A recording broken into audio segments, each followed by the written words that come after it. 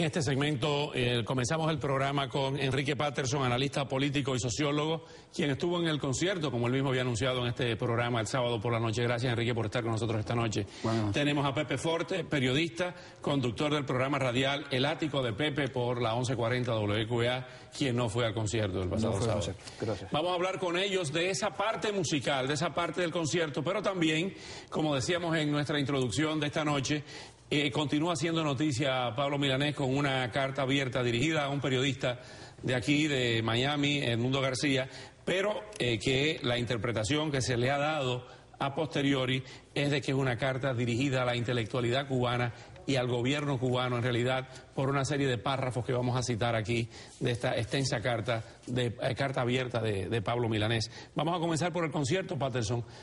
¿Cómo resumirías el concierto? Yo pienso que el concierto fue un éxito. Es decir, el público que estaba allí, más o menos 3.000 personas, era un público muy diverso.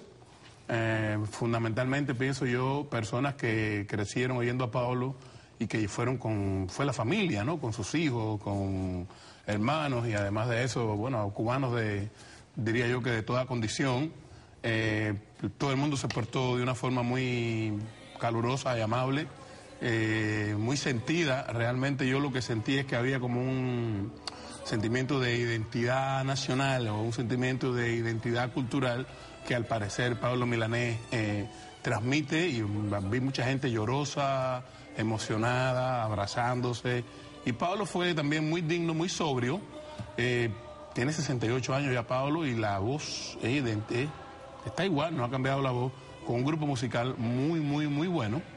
Me llama la atención eso, que fue muy sobrio en el concierto y después tira esta bomba, ¿no? Vamos a hablar de eso más adelante. Pepe, hay quienes consideran que fue un fracaso desde el punto de vista comercial. Si tomamos en cuenta, según esas personas que han opinado, que se hizo en el American Airlines Arena, que tiene una capacidad para 15.000 personas, no tiene toda la capacidad cuando es un evento deportivo, que son 19.500 personas, lugares que han llenado Juan Luis Guerra, que ha llenado Luis Miguel.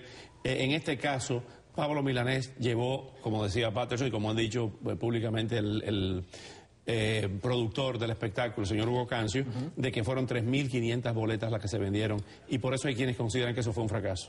Yo realmente lo dije aquí en el programa, en la última comparecencia mía, que yo consideraba que el número de boletos vendidos en ambas direcciones, hacia arriba o hacia abajo, iba a significar un plebiscito, un referéndum del Estado, de la ciudad respecto de este tipo de conciertos, no solamente en una doble proyección, no solamente la proyección ideológica de si Miami, el pueblo de Miami, por lo menos el pueblo exiliado, está de acuerdo con ese tipo de conciertos, sino además de eso, quizás desde el punto de vista cultural. Escribí un artículo acerca de eso diciendo, ya que Cancio, justamente la última vez que estuvo acá, mencionó el hecho de que Pablo no solamente quería cantarle al pueblo cubano en Miami, sino también a su público que le conoce de Centro y de Sudamérica, y escribí en ese artículo que yo sigo diciendo, y creo que esta es una manifestación exactamente de lo que dije en ese momento, que yo nunca estuve muy seguro que el pueblo o los oyentes y los fanáticos de Pablo Milanés allá serían los mismos allá que aquí. Y creo que esto lo demostró. No tengo las cifras. He escuchado por ahí que fueron 3.500 butacas Hugo Cancio dijo que se vendieron 3.500 y creo que regalaron unas 500. Creo que realmente, teniendo en cuenta que son 3.500 y 500 que fueron regaladas, yo creo que realmente eso demuestra justamente el plebiscito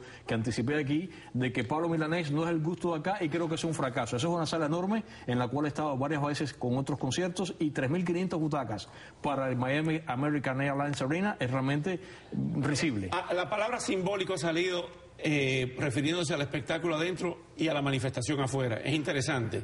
Hay quienes señalan que también fue simbólica, el mismo señor Miguel Saavedra lo dijo, que era una protesta simbólica porque no fueron apenas unas decenas de personas que estuvieron enfrente de... Vamos a ver esa parte de lo que ocurrió en el concierto en la parte de la calle.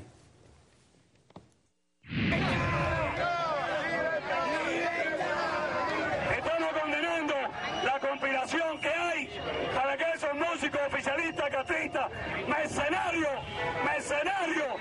vengan aquí a tratar de llevarse la economía para Cuba. Pablo Milanés ha dicho que él es comunista, él lo ha roto con el régimen, un régimen que hasta hace recientemente continúa pegándole a mujeres inocentes. dejando morir a Orlando Zapata Tamayo. O sea, ¿qué cambio ha habido en Cuba que amerite que nosotros vengamos a oír a este señor que representa un régimen que nos sigue oprimiendo, no en el pasado, en el presente? Es interesante lo que dice Fran Rodríguez, que ha participado en este programa también y estaba en la línea de protesta junto a las organizaciones que estaban protestando. Habla de los golpes que se da ese concierto mientras están golpeando a las damas de blanco. Sí, el único problema, bueno, yo estoy de acuerdo con lo que dice Fran en el sentido de que en Cuba sigue la represión. El problema es que en este documento Pablo Milanés está criticando lo mismo que está criticando Fran en la carta abierta. En esta carta, mejor dicho, Pablo Milanés está haciendo esa misma crítica. Dice que es una cobardía que un gobierno enturmente a personas a golpear mujeres indefensas y que cualquier persona en el mundo que vea esto tiene que considerar que esto es quizás peor que hasta la violencia de género, y que da pena que en Cuba la gente se quede callada ante estos hechos. Lo que ahora yo no puedo entender cómo Fran critica a Pablo Milanés por las mismas cosas que Pablo está criticando. O sea, vamos a ver parte de lo que dice la carta abierta, dada la publicidad. Dice: cuando veo que unas señoras vestidas de blanco protestan en la calle y son maltratadas por hombres y mujeres, no puedo por menos que avergonzarme e indignarme y de algún modo, aunque no estemos de acuerdo absolutamente, solidarizarme con ellas en su dolor. Pablo Milanés se solidariza con las damas de blanco y dice: porque lo más vil y lo más cobarde puede ser que una horda de supuestos revolucionarios ataque despiadadamente a estas mujeres. No hay ningún código que defienda eso en el mundo. Es más, la violencia de género se queda corta al ver esas salvajes manifestaciones. ¿Tiene costo político para Pablo Milanés en Cuba eso, a su regreso? Esto es preocupante. A mí realmente yo estaba muy confundido, lo dije el otro día acá, que tenía la duda si las declaraciones de Pablo Milanés, estas y otras, son sinceras o no lo son, porque no es primera vez que eso pasa, que dicen unas cosas para allanar el camino, para venir acá, y después regresan otra vez a su estado inicial. Pero el punto más interesante de esto, creo, Oscar, francamente, es justamente esa carta que él contesta, porque en las últimas semanas los voceros de la dictadura castrista aquí en Miami, que todo el mundo sabe quiénes son, han estado atacando a Pablo Milanés. Y yo creo que eso tiene un significado y una significación tremenda y puede ser un indicador quizás tenue de que Pablo Milanés está diciendo cosas y actuando o se está proyectando en una dirección que comienza a mortificar al Estado cubano, y eso creo que hay que tener los ojos abiertos ante eso. Me parece que es un síntoma alentador. ¿Tiene un costo para Pablo Milanés esto? Yo pienso que el costo que pueda tener para Pablo Milanés ya lo está pagando en Cuba, y que el régimen cubano no va a arriesgarse a hacerle pagar un costo mayor, porque Pablo Milanés es una figura internacionalmente conocida. Para los que no lo saben, hace ya mucho tiempo, hace más allá de 10 años que Pablo Milanés está tomando estas actitudes, que no siempre han sido públicas, pero que mucha gente de Cuba me ha hecho saber. Hay que ver si le costaría esto el regreso a Cuba. Él sigue entrando, saliendo, él sigue siendo sería un escándalo más grande para el gobierno no dejarlo entrar. Vamos a ver otro de los momentos del show, cuando interpreta la canción Yolanda.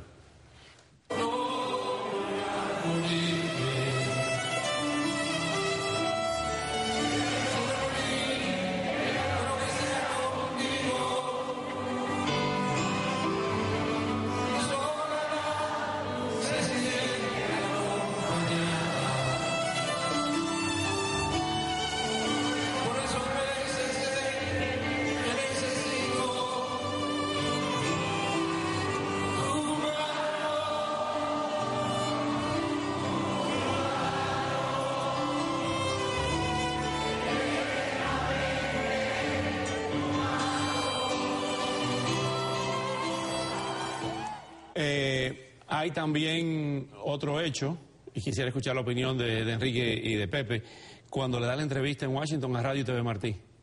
¿Qué costo tiene esto para Pablo Milanés? Yo sigo diciendo lo mismo, los costos que pueda tener ya Pablo, los que pueda pagar en Cuba, ya los está pagando, porque es que hace mucho tiempo que Pablo Milanés tiene esta actitud. O sea, Pablo Milanés no se comporta como un militante de un partido político, se está comportando hace mucho tiempo como un ciudadano que tiene sus opiniones y ejerce la libertad porque él la toma, no porque se la den. Y incluso yo sé que él estuvo mucho tiempo más radicado en España que en Cuba, y que él decidió regresar a Cuba porque quería asumir estas actitudes y no las quería asumir desde afuera. Ya empieza a atacarlo por esa entrevista Iroel Sánchez. Iroel Sánchez es un ingeniero de profesión, según todos estos datos de Café Fuerte. ingeniero de profesión identificado en el grupo de talibanes ideológicos de la nueva hornada de dirigentes y cuadros partidistas. Fue presidente del Instituto Cubano del Libro y actualmente ha sido designado para tareas de dirección en la Oficina para la Informatización de la Sociedad Cubana, que está bajo supervisión directa del Ministerio de Interior. Al menos, Oscar, no sé, lo que me preocupa aquí, a mí personalmente, y se me hace relativamente inexplicable, sería el hecho entonces, en este caso, de que aquello está ya en un estado total de depopulación total y que llega este tipo de distensión de que quizás está tan flojo ya todo aquello que ni siquiera tenga fuerza para ripostar a una actitud como esta. Esa es una pregunta que tengo en carpeta para los dos. Esa es una pregunta. No se me adelanten con la respuesta, porque tengo la pregunta para hacérsela a los dos en un ratito. Antes de ver más de lo que sucedió en la parte exterior, en la calle, hay una parte aquí interesante. A mi regreso a La Habana, por eso hay quienes dicen, entre ellos Cuba Debate hoy, a mi regreso a La Habana, y en concordancia con el párrafo anterior, le digo por este medio a la intelectualidad cubana, a los artistas, a los músicos y a los altos cargos del gobierno, que no me susurren más al oído. Estoy de acuerdo contigo, pero imagínate. Lo cual pasa allí. Privadamente a este tipo de personas le dicen, estoy de acuerdo contigo, sé cómo tú piensas. Pero realmente, verdad que es preocupante. Yo no sé, ya estoy en un punto, yo mantengo mi posición. Lo dije el otro día acá, no fue el concierto, respeto a Patterson, o habría preferido que Pablo no viniera por las razones que dije el otro día, pero realmente ahora estoy como que recalculando mis palabras, porque sin duda Pablo está de alguna manera elevando la parada, y posiblemente alcanza el punto de que aquello se cae y quiere sobrevivir ese proceso. Sí, consciente de que aquello se cae, Pablo está hace muchos años, pero yo lo que pienso es que Pablo es una que ha sido comprometida con lo que cree. Nunca se escondió para hacerlo y tampoco fue un creyente en bloque, Él dice que no es fanático. No, si analizamos algunas canciones nos daremos cuenta que creyente en bloque no fue. Me parece que ahora está pasando lo mismo, y esto generalmente pasa con los intelectuales cuando se convencen de algo. Y además Pablo Milanés tiene muchos compromisos sociales. Y al final se nos acabó el tiempo, como dice Jacobo Goldstein, nos alaron el gatillo. Y en el momento de alarnos el gatillo, sigue el embargo, sigue la política norteamericana, vino Pablo Milanés y cantó, y todo sigue igual. No, yo pienso que todo no sigue igual. Yo pienso que esta visita a Miami va a repercutir mucho en los vasos comunicantes entre las dos sociedades, y en Cuba también va a repercutir entre los artistas y en la sociedad. Podría ser la punta del iceberg de que está pasando algo seriamente, y ya al final de que aquello se descompone, y Pablo ha tenido el olfato suficiente para saber qué está pasando. Entre tanto, Fidel Castro va para 2 meses sin escribir una reflexión. ¿Dónde está? Gracias, Enrique Patterson, gracias, Pepe Forte. Y al volver, un cacerolazo en el mercado de Cuatro Caminos en La Habana. 2 mujeres inician la protesta apoyada luego por el pueblo. Les tengo las imágenes. Y los dejo ahora con información de Libia, donde la mujer de Muammar al-Gaddafi, 3 de sus hijos y varios nietos han logrado escapar a Argelia. Esta familia no era precisamente un ejemplo de bondad y buen trato. Vean ustedes. La escalofriante historia de Shueyga Mullah, de 30 años, contada por la televisora CNN, supera todo nivel de salvajismo concebible. La mujer había llegado desde su nativa Etiopía hacía menos de un año a trabajar en el hogar familiar de Alin y de Hannibal Gaddafi, uno de los 8 hijos del dictador libio. Al poco tiempo de comenzar a trabajar, Shueyga fue víctima de actos de tortura por parte de la pareja, por, entre otros motivos, negarse a golpear a los hijos del matrimonio. La mujer, desfigurada, con quemaduras en casi todo el cuerpo, narra cómo Alin, la esposa de Hannibal Gaddafi, la llevó al baño y la ató de manos y pies. Luego de esto, la bañó en agua hirviendo hasta convertirla en un verdadero monstruo sin siquiera derecho a atención médica. I worked for a whole year. They didn't give me 1 penny. Now I want to go to the hospital and I have no money. Este programa llega.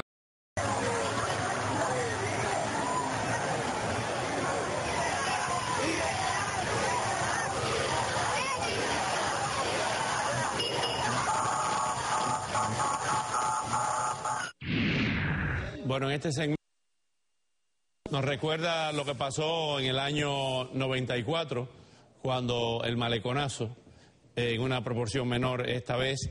Y tenemos para este segmento a Giselle Recarey, miembro de las Damas de Blanco, estudiante de Ciencias Políticas de UM, de la Universidad de Miami. Gracias, Oscar, por invitarme. Gracias, Giselle, por regresar. A quien despedí en el primer segmento, pero que continúa aquí, Enrique, gracias. Y tenemos a Pablo Pacheco, expreso político de la Primavera Negra de 2003, recientemente liberado. Pablo, bienvenido. Gracias, Juan. Hemos hablado tanto de ti con tu madre y todo el mundo que finalmente te tenemos aquí. ¿Cuál es la opinión de Pablo Pacheco de esa manifestación que va hacia la estación de policía siguiendo a las mujeres detenidas que empiezan el cacerolazo? Mira, en Cuatro Caminos. Para los que no conocen La Habana, ¿dónde queda Cuatro Caminos? En Centro Habana. En Centro Habana. En Centro Habana, en un lugar bien céntrico de La Habana, y es una parte un poco marginal podríamos decir, de la capital. Es un mercado que hay siempre. Es un mercado grandísimo de toda una vida, donde antes se vendían animales, venden verduras y eso. En estos momentos es un mercado libre campesino. Pablo, tu evaluación de lo que ha ocurrido. Mirando los sucesos, creo que hechos como estos son los que van a provocar la reacción en cadena y la caída de la dictadura en Cuba. Son muy valientes estas mujeres y no es un suceso aislado. Estamos mirando también las mujeres del Capitolio y las de Oriente, que donde no hay embajadas, donde no hay prensa extranjera, y estamos mirando a José Daniel y a las mujeres como están haciendo un trabajo increíble, desafiando a la dictadura en todas sus manifestaciones. Eso es lo que va a provocar, desde mi punto de vista, la caída de la dictadura. Enrique Patterson, eso que acaba de señalar Pablo Pacheco, que habíamos visto, lo de Palma Soriano, lo del Capitolio, esto de ahora, ¿cuál va a ser la respuesta del gobierno cubano de que esto es una conspiración de la CIA, de los Estados Unidos y del imperialismo? Bueno, el problema aquí es un poquito complicado, porque el gobierno cubano siempre le echa la culpa al otro. Y entonces, estas son gente de pueblo, gente muy humilde. Si el gobierno cubano sigue diciendo eso, lo que va a decir es que los aliados del imperialismo son la gente más humilde y más pobre que hay en Cuba, y eso me imagino que le quedaría muy bien al imperialismo. Y de Egipto ahora le están dando las gracias a los Estados Unidos. Parece que la historia se ha virado.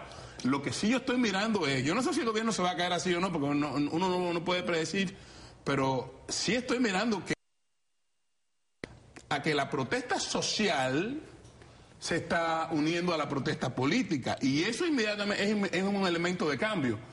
La respuesta del gobierno fue sacar hace unos días, dicen, gases lacrimógenos que no eran necesarios, era para mostrarle a la gente que tenían con qué tirarle. Pero yo pienso que a largo plazo, si esto sigue así, el gobierno es que iba a perder. Vamos a ver una secuencia, vamos a presentarle a ustedes una secuencia, cómo comenzó esto.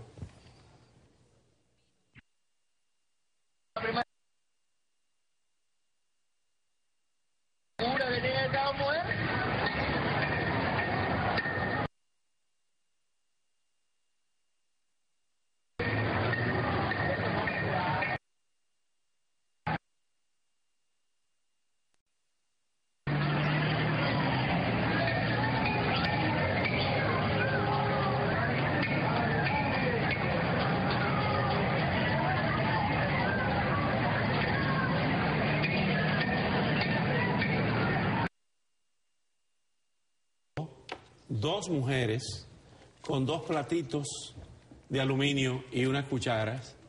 ¿Qué pasó después?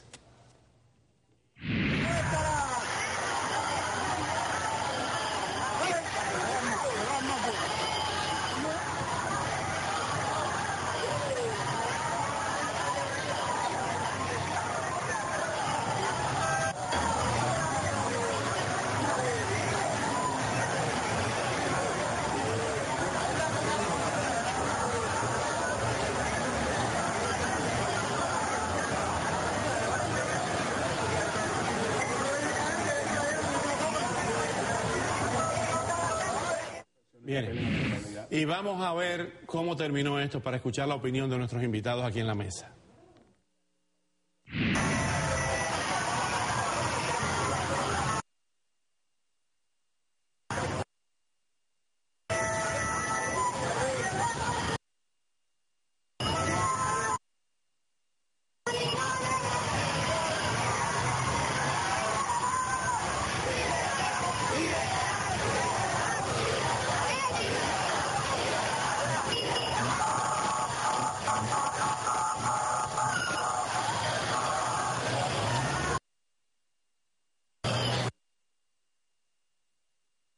O sea, eso es un local de la PNR, de la Policía Nacional Revolucionaria, que está en el mismo mercado de Cuatro Caminos.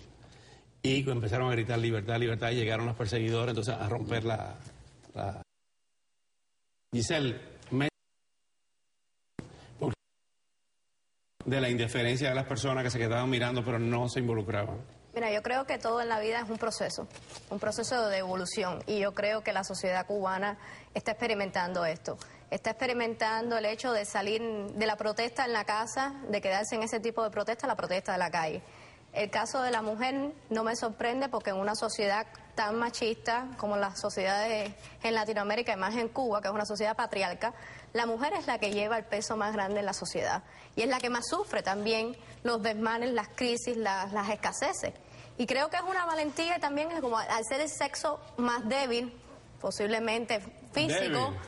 Bueno, es lo que considera un régimen despótico como el gobierno cubano, que las mujeres son un sexo débil, por lo tanto salen a las calles y atropellar mujeres para la imagen mundial desacredita bastante el régimen. Pablo, usted que vivió la primavera negra del 2003, ¿cree que se acerca a otro periodo similar? ¿El gobierno en un momento no tiene otra forma de reaccionar, principalmente Raúl Castro, que meterlas a todas presas? Esta vez mujeres. El gobierno cubano es impredecible. Y nosotros, el pueblo cubano, creo que lo peor que nos ha pasado es refugiarnos en el miedo y en la doble moral. Y como estamos mirando ese miedo y esa doble moral, ya no son la única opción que tenemos en Cuba. Y lo que haga el gobierno de Raúl Castro es impredecible. Impredecible. Patterson, a pesar de que hay muchas personas que creen que puede haber una salida negociada, la historia de Cuba, países en Latinoamérica, este proceso tinto en sangre, con los tanques en la calle y con represiones brutales. Viejos, niños. Yo me niego a predecir cómo puede terminar. Creo es que el gobierno cubano actual está apostando y por la represión, y todo depende de si se le pueden amarrar las manos o no. Y las manos se le amarran a un gobierno de muchas formas. Yo lo que estoy viendo aquí con esta actividad, estas mujeres tan valientes, es que están pasando a una fase de la resistencia civil y de la protesta pacífica, que es muy peligrosa para el gobierno, porque su acción lo que hace es levantar los valores morales de los que los que están inermes, de los que están pasivos, y los incorpora de alguna forma. Si el gobierno cubano sigue en esa dirección y gente como estas señoras sigue en esa dirección, moralmente el gobierno cubano se va a quedar desarmado y las masas van a salir a la calle. En ese momento van a tener que sacar los tanques, y el ejército los va a seguir. Esa es la gran pregunta. Ahí se puede dar una ruptura, un split, y entonces estaríamos en una atmósfera de guerra civil, ¿no? O reaccionan de otra forma y se van. Vamos a apostar. Mi sentido siempre ha puesto al final a la bondad del pueblo cubano. Ves las imágenes, ves a estas mujeres que están presas, pero se queda una multitud que a tiempo atrás no pasaba. No pasaba. Proceso que estamos sufriendo, que está pidiendo y está clamando libertad, a lo mejor porque saquen a estas mujeres, pero a la misma vez por la libertad de ellos mismos que no tienen. Y es lo que dice Patterson, es una llama que enciende a una gran masa que está inerte y que está en las calles porque no hay trabajo y porque en momentos inmediatos y a corto plazo no hay futuro. Pablo, usted que estuvo hasta hace poco en una cárcel cubana, ¿cómo se percibe desde adentro, por ejemplo, que Pablo Milanés venga a Estados Unidos y ahora que venga a Miami? ¿Cómo cree usted que es percibido allá si se enteran? Porque uno de los retos en la carta es que reta a Granma que le publiquen esa carta en el periódico Granma. Yo creo que esta carta de Pablo Milanés es romper con la dictadura. Desde dentro siempre estábamos de lo que sale de los cantantes, de los artistas, porque no es un secreto que Pablo Milanés es un vocero de la dictadura, y eso nos preocupaba mucho, la situación de lo que dijera cada cual. Respeto el que haya ido al concierto, es un derecho que tienen, y yo soy demócrata, y como demócrata voy a defender ese derecho. Gracias, Pablo, gracias, Giselle, gracias, Patterson. Y al regresar, los Zetas podrían estar detrás de la carnicería en el Casino Royal de Monterrey, donde murieron quemadas 52 personas. Los dejo ahora con lo último del huracán Irene, tras su paso destructor por 8 estados.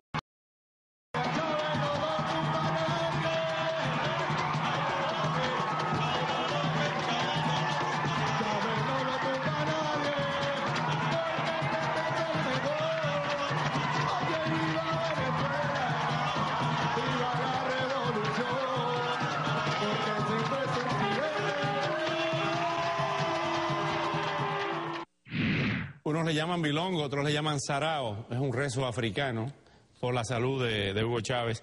Tenemos en este segmento la presencia de Juan Carlos Sosa Aspurua, candidato independiente a la presidencia de Venezuela, político, abogado, periodista, escritor y docente venezolano, fundador de la revista Petróleo Lleve, abogado denunciante de Chávez ante la Corte Penal Internacional y la Audiencia Nacional de España y Parlamento Europeo. Es un honor tenerlo aquí esta noche. El honor es mío. Muchas gracias. Tenemos a Horacio Medina, ex gerente de convenios operativos de PDVSA, ex presidente del sindicato UNAPTROL. Gracias. UNAPETROL.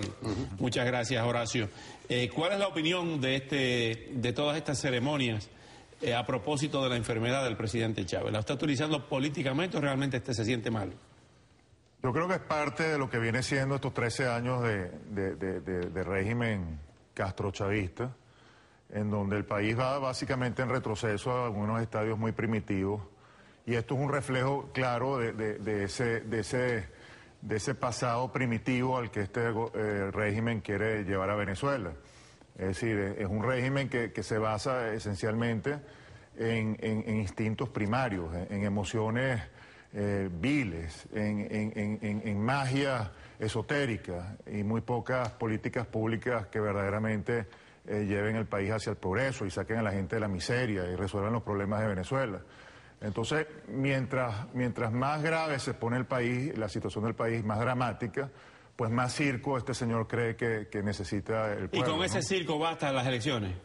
Cuyo único tema va a ser ese, su enfermedad, hasta el día de las elecciones. Sus temas siempre han sido personales, es decir, el tema nunca ha sido Venezuela, el tema nunca ha sido la tragedia que estamos viviendo los venezolanos en el día a día, ¿no? Nosotros estamos viviendo verdaderamente una situación catastrófica en el país, las ciudades están destruidas, la gente prácticamente ya no tiene ni cómo comer, la delincuencia está desatada, el país se ha entregado al régimen de Fidel Castro de la manera menos digna que puede existir, es decir, verdaderamente la humillación a la que este señor está sometiendo al pueblo venezolano, yo creo que no tiene parangón en la historia de ningún país. Y bueno, básicamente entonces la solución que él busca es, bueno, más circo, más payasería, más ridiculez. Entre tanto, va una tercera sesión de quimioterapia que ya empezó hoy lunes en Caracas, ya nos regresó a Cuba. Vamos a ver lo que dijo el fin de semana. Del pueblo todavía no lo reconocen, dicen que están presentando las pruebas, ahora dicen que, bueno, que exigen a los generales respetar la Constitución y que los generales están preparando el desconocimiento a lo que ellos ya califican como su triunfo. Tremendo knockout van a coger, compadre, en la fecha que, oye, yo estoy incluso, bueno, no sé cuándo el Consejo Electoral pondrá la fecha. Pero no fue el propio, y es la pregunta, jefe de las Fuerzas Armadas que dijo que si ganaba la oposición no se le podía entregar el poder. Sí, señor, ese fue Henry Rangel Silva, y también lo dijo el ministro de la Defensa, el jefe de la Guardia Nacional, o sea que de modo que viene allá. Pero esto es típico, Carlos, lo hemos hablado otras veces. Chávez siempre huye hacia adelante, él siempre busca las excusas y pone la coraza cuando sabe que va a ser atacado. Lo que yo persigo, solamente para redondear un poco lo que acaba de decir Juan Carlos, lo cual suscribo, es dos cosas. Primero, una asqueante apología de la enfermedad y un culto a la personalidad absolutamente ilimitado ante un país que se derrumba, y la certeza de que no es posible que por la vía electoral transparente él pudiese ganar unas elecciones. Tiene que basarse en otras cosas. Sigo dudando, aun cuando creo, defiendo y estoy comprometido con el instrumento electoral hasta el final, yo todavía tengo serias dudas de que él vaya a permitir que esas elecciones lleguen al final. Vamos a ver un ataque físico contra Julio Borges, y la pregunta para Juan Carlos Sosa Aspurua después que veamos esto.